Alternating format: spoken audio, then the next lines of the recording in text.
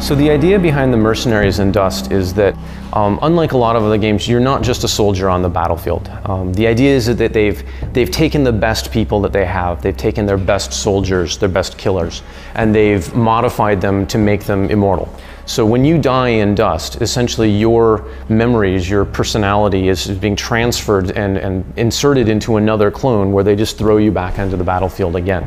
So not only do you have these people who know they can't really permanently die, but they're also suited up in the highest technology, the most dangerous gear that they can give them this far in the future.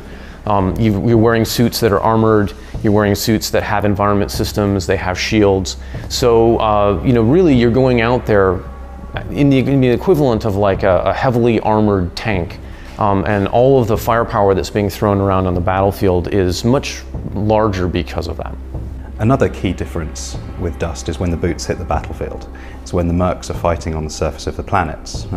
Typically in an FPS game, you pick roles. You're the rocket guy, you're the sniper guy, you're the assault guy, and everyone knows what everybody else has. Within Dust, we have a system called fitting, which is much more akin to an RPG-style system. Now, this really allows the players to take ownership of their character and their roles. They can create different fits to suit different tactics on the battlefield, and also to respond to the changing behaviors of others. This adds a further layer of strategy when you're planning your battle and trying to take control of a planet.